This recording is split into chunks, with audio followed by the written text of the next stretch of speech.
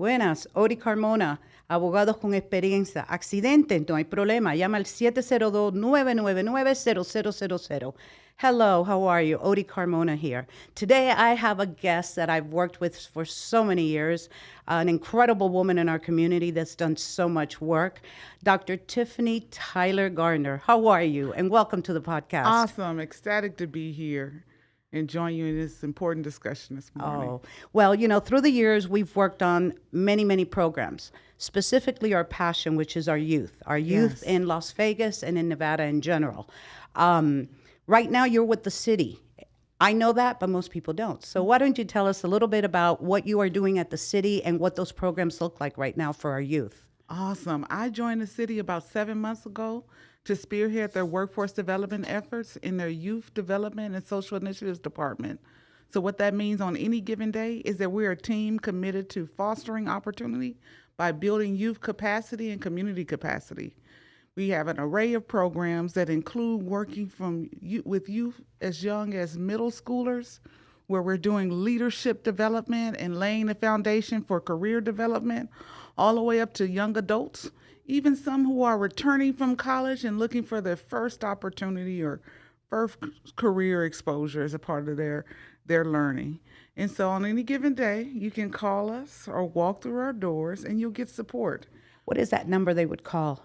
They would call 702-229-6052. All right. So now let's break it down. That's a lot of information all at once. So let's start with the opportunities. I want to hear about that middle school program. Okay. I love that. Awesome. That program is called Batteries Included Next Gen, where we literally place staff on campuses who create clubs that are youth-led with a focus on leadership development and other soft skills development, whether it's learning things like anger management, stress management, or effective communications. We support youth to not only come into their own identity around their gifts and strengths, but also to begin building a career path, one that includes a livable wage and changes the trajectory for our community and their families. Definitely. And through the years, we've done a lot of programs like that, but we really had never started at middle school. And I've always been a firm believer that youth has to be exposed to workforce readiness skills by the 8th grade, 9th grade at the latest. And it should be not a class that, I'm going to take it just to take it as an elective. It should be required because we have a lot of youth that are, unfortunately, don't know how to fill out or look for a job, where to start, what's a resume.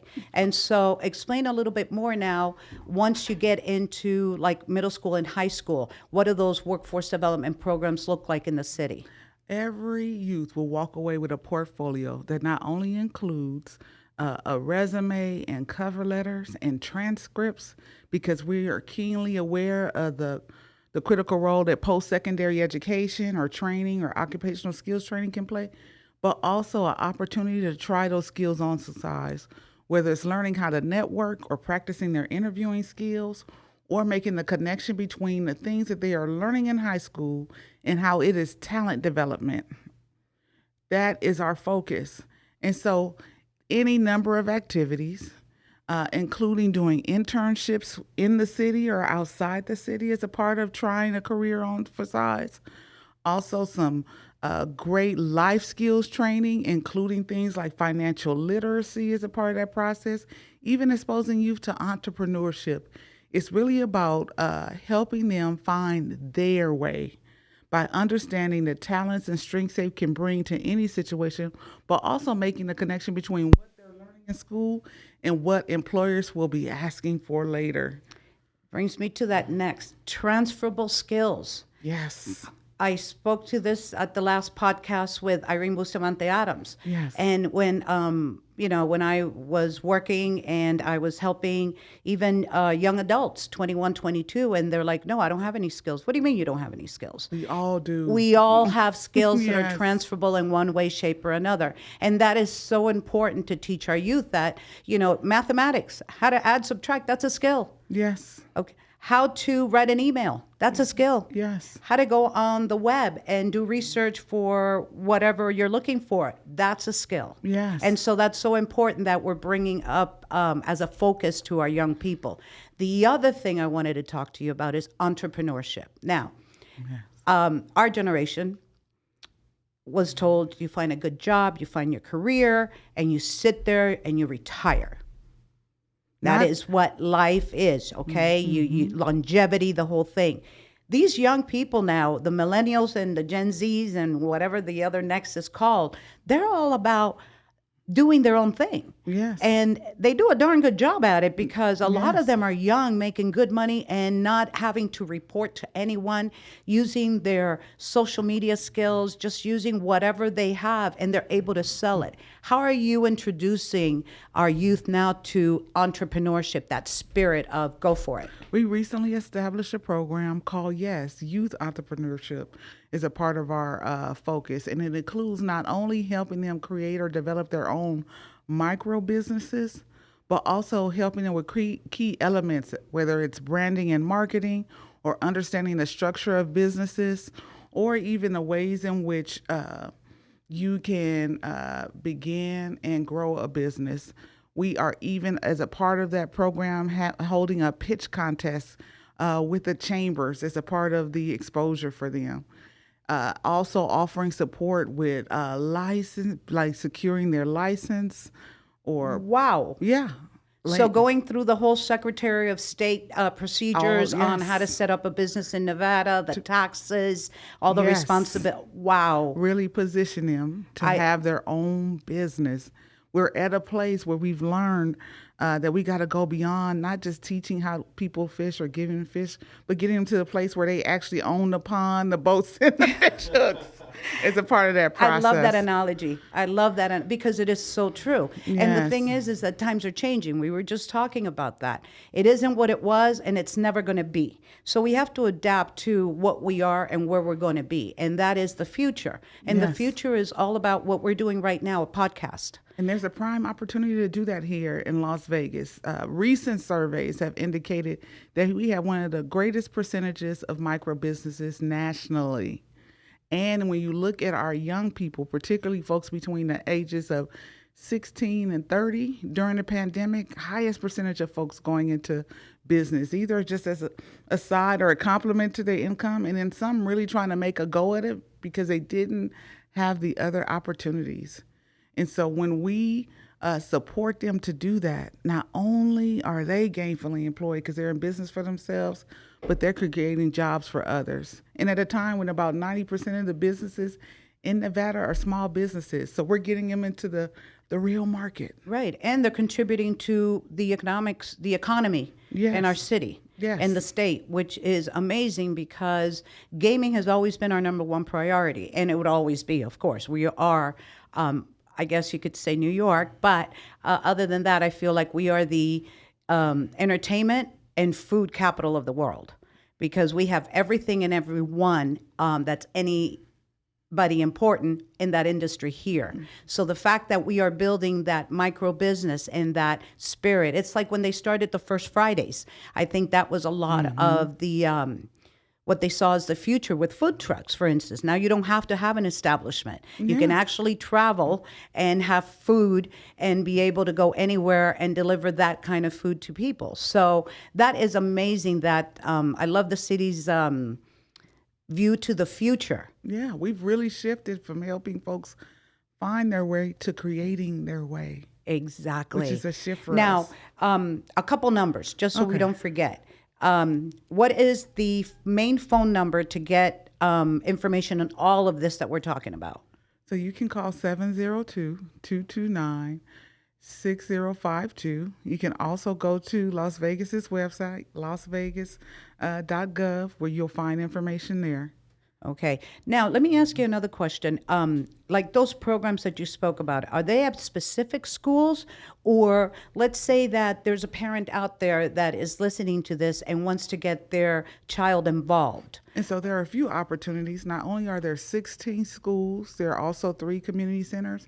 And we are willing to go to any school in the city of Las Vegas and establish a batteries included or batteries included next gen site. Wow. We also have Durfeld Youth Enrichment Center, which is housed at Lorenzi Park, where folks can bring their children. And the historic West Side School is another location. And are looking to have a presence in every ward. So if there's someone with a need or interest, we are committed to partnering. Oh my gosh. Oh my gosh. Now, what are the 3 community centers? Stupac, Mirabelli, and Dula are 3 of the community centers. I'm sorry, Stupac Doolittle. is right by the Stratosphere. I used to, back in the 1990s, I used to host workshops there for consumer savviness when I was with Consumer Affairs. And it was a huge Latino population at the time there too. So yeah, that's a good location. Now, Mirabelli, where's Mirabelli at? So I can, you can go to our website. It'll provide the address for you. Okay. But there's a spread, and we welcome the opportunity to partner in other locations. I do want to commend you for a moment on your consumer education workshops that you do. Such an invaluable life skill, and oftentimes we don't think about that as one role that we'll have throughout our lives. Well, you know, as you know, I mentored so many youth, and when I mentored them, I had a structure. You worked the 4 days a week, but Friday was our educational day. Yes. And yes, after we went through the resume, which already the providers were handling that portion of it, I thought, wait a minute. And I asked one of them, I said, do you know what to do when you buy a car? Do you know what to do when you... And it was, so we started on conversations like that. And I said, okay, consumer savviness is the way to go. Our youth are the biggest consumers we have, and they shop online. And they don't realize what their rights are. So that's how that whole thing started. So we'll have to talk about that, and I'll be happy to share with your youth group any type of information I can help you with on that. We would welcome it. It's a critical life skill. Yes, it is. It goes into the adults because when I was at Consumer Affairs, and you know that agency closed like in 2009. Okay. I forgot which governor closed it down. But so now it's spread all over town and most people. So through this podcast, I also try to help them connect with the right agency that's taking care of those complaints too. Awesome. What's the one tip that you often give to our youth? Well, the one thing, if it sounds too good to be true, it isn't, okay? Because the number one thing, they see dollar signs or I get a free this or I get a free that. No, nothing in life is free. So there's always, read the fine line and you'll see there's something there that will make you pay something at one time or another, you know? And the other thing I guess I always, and I preach that to myself, is squeaky wheel gets the oil. You don't give up. You keep trying and trying and trying, find different angles on how to get what you want and get it implemented. And you know that in government, we have to do, if people think there are barriers in life, oh my gosh. Government is all about barriers, moving those boundaries so you can do what you need to do at the time that needs to be done. Yes. You know? So I think I'm so glad you highlight that. One of the things that we know is that resilience and perseverance is critical. You talked about the time when you were expected to get a job and retire and receive the golden watch. Nowadays, you can expect to have anywhere from 5 to 7 careers over the span of your lifetime, while working for yourself on the side. And so this notion of if it doesn't fit, try again is critical. And so part of the work is really about helping folks explore that so they can find their passion. Because we have found that when you find your passion and you work in purpose, the money and the provision will come. Yes. And so we're about helping them make a good match. And being happy at what you do. You have to go to work every day for the rest of your life. Enjoy what you do. Yes. Nothing is worse than dredging, going into work. Oh my God, do I have to go? No, you should be able to say, hey, you know, today I'm going to achieve X, Y, and Z. We're going to get this done. And let's think about 5 years from now what we're going to be doing. Yeah. So, and I have found that when you're in that place, and we talk to youth about this, when you find yourself in that place, it could be an opportunity to push for more learning, push for an expansion of how you're doing it, to reconsider the markets you're in and maybe go to new markets if you're an Additional entrepreneur. training. Let's talk Absolutely. about that. Additional training. How can that work out with you in your programs? A core part of the work that we talk about is three types of skills. One, basic or foundational skills that could be things like critical learning. Then there are hard skills or technical skills for a particular job. And then there's this notion of upskilling, where throughout the course of your life or your career, you're going to have to relearn or learn something new because the work is evolving. The work is evolving. Like we see this strike that is happening in Hollywood. And it's pushed back because we're at a place where now IA could literally write a script in that is scary. seconds. And so folks are asking, but what about the value of the writing skills I have? And so we have learned over the course of seeing how AI has evolved that it's going to require you to retool. It's going to require you to consider what the new contribution is that you can make based on it. And sometimes that requires more education learning. Or more training, so be not open necessarily to it. A 4-year degree, short-term training. Could be stackable credentials. Exactly. Right? And so be prepared to strap something on your tool belt for the rest of your life. Yes. I'll be honest with you. I was fortunate that I was in the workforce when computers came in. Okay. And now I'm in it, so I learned it.